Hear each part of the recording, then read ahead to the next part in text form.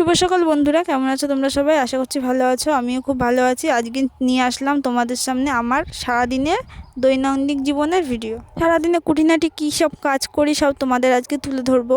সকালে উঠেই মার বকা খেয়ে আমার দিন শুরু হলো। ঘুম ভাঙলো মার বকা খেয়ে যে ওর 10টা বাজে, তুই কতক্ষণ ঘুমাবি আর। প্রতিদিন রাত্রে ভিডিও এডিট করতে করতেই আমার সময় চলে যায়, রাত হয়ে যায়, তাও টের পাই না। ভিডিও এডিট করতে সকালবেলা হয় না এডিট করা।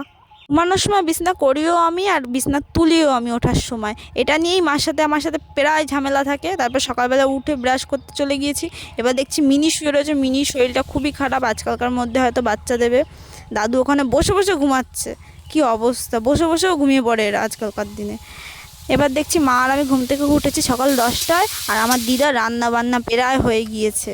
কিন্তু আমাদের সকালবেলা খাওয়া দাওয়া রান্না বান্না যে কখন হবে কোনো ঠিক ঠিকানা নেই। ব্রাশ করছিলাম আর মাঠের দিক তাকিয়েছিলাম যে কতগুলো শিয়াল দৌড়াচ্ছে। দেখছিলাম ওদের সকালবেলাও আমাদের বাড়ির উপর দিয়ে শিয়াল দৌড়ায়। মানে এমন জঙ্গলের মধ্যে আমাদের বাড়ি, তাহলে ভাবো কীরকম জঙ্গলের মধ্যে আমরা থাকি।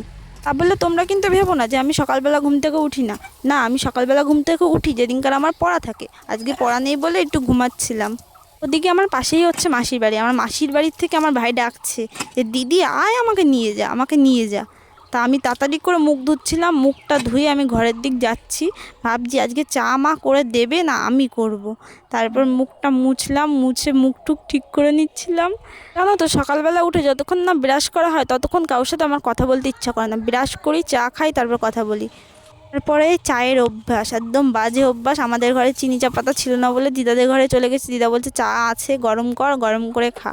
তারপর সেই চাটা আমি গরম করেছি, আমি আর আমার বড় মামা আর মা খেয়েছি, তিনজনা মিলে।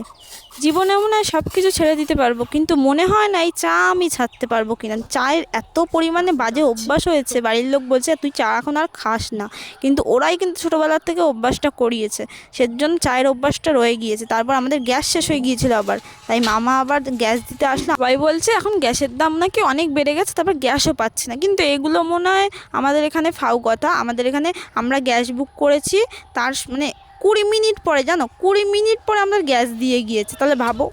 তারপরে একটু বাজারে গিয়েছিলাম, আর বাজার থেকে আস্তে আস্তে প্রায় 12টা সাড়ে 12টা বেজে গিয়েছে। বললাম না সকালবেলা খাওয়া ঠাওয়ার কোনো টাইম ঠিক নেই আমাদের, পুরো উলট পালট। তারপরে আমি ওর জন্য ভাত টাত বসাইনি।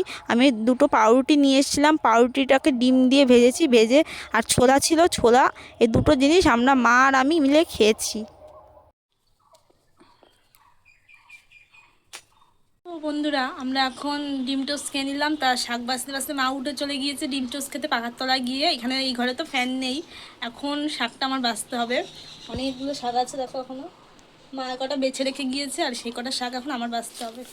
মোটামুটি শাক বাঁচতে আমি সবই পারি, কিন্তু এই পিপুল শাক বেশ ভালোই লাগে, খেতেও খুব ভালো লাগে। কিন্তু এর ডাঁটাগুলো যে সরু সরু, আমার বিরক্ত লাগে যে কতক্ষণ ধরে আমি কাটবো। আর খাওয়ার সময় রাগ ধরে যে কতক্ষণ ধরে আমি চিবিয়ে চিবিয়ে খাবো এগুলোকে। কিন্তু আমার মা, আমার বাড়ির লোক খুব ভালো খায় তারা। এবার আমার কটা বাসন ছিল, বাসন কটারে মেজে এনেছিলাম। আমার মা দায়িত্ব দিয়েছে যে বাসন মেজে নিয়ে আসতে হবে। আজকের ভিডিওগুলো যে আমি কীভাবে ধরেছি আমিই জানি। কি একবার উল্টে যাচ্ছে ভিডিও, একবার পাল্টে যাচ্ছে ভিডিও, তারপর ক্যামেরা রাখার জায়গা পাচ্ছি না। তোমাদের আমি কী করে দেখাবো যে আমি কী করি বাড়িতে। সংসারের এই কাজটা আমার সবথেকে বেশি রাগ ধরে, আমার একদম করতে ইচ্ছা করে না। তারপরেও মা আমাকে এই কাজটাই দেবে করতে। তোমাদের বাসন মাজতে কার কার ভালো লাগে তোমরা একটু বলো। আমার কিছু কিছু দিদি আর দাদারা আছে, তারা আমাকে খুব সাপোর্ট করে। প্রথম থেকে আমাকে একটা দাদা সাপোর্ট করেছে, সেটা হচ্ছে পঙ্কজ দাদা। তার লাইভে আমি গিয়েছিলাম, সেই থেকে আমাকে প্রথম থেকে সাপোর্ট করেছে। আমার 50টা সাবস্ক্রাইব হতেও ওই দাদা সাহায্য করেছে। দাদার জন্য খুব খুব ধন্যবাদ। আমার খুব ভালো লাগলো সত্যি। সেই দাদার সাথে পরিচয় হয়, দাদার বাড়ি হচ্ছে বাংলাদেশে। আর একটা দিদি আছে চন্দন দিদি, দিদিটা খুবই ভালো। আরও কিছু কিছু দিদি আর দাদাদের নাম নেব, তোমরাও বন্ধুরা কমেন্ট করো, আমিও তোমাদের নাম নেবো। প্রায় লোকেরই চেষ্টা করব নাম নেওয়ার। রাখিব দাদা, সবিতা দিদি, গাছালা দিদি ভাই, এরা খুব খুব সাপোর্ট করে আমাকে। সুপর্ণা দিদি ভাই, এদের নামগুলো আমি নিয়ে নিলাম কারণ এদের কমেন্ট আমার সামনে পড়েছে। আর যাদের যাদের নাম নিতে পারলাম না তাদের জন্য খুব খুব ক্ষমা চেয়ে নিলাম তোমাদের কাছে। আমি আর কি বলবো, মানে সবারটা দেখতে পাইনি কমেন্ট, তার জন্য নাম নিতে পারলাম না। পরের দিন থেকে লিখে রাখবো, তারপর তোমাদের নামটাও নিয়ে নেব। আমার মা ওদিকে রান্না বসিয়ে দিয়েছিল দেখো, আর আমি সন্ধ্যাবেলায় পড়তে চলে গিয়েছিলাম, খাওয়া দাওয়া করে, ওটা দেখাতে পারিনি তোমাদেরকে। তারপরে বাজার থেকে একটু চপ নিয়ে এসেছিলাম, মানে চপ বলতে স্যান্ডউইচ নিয়ে এসেছিলাম।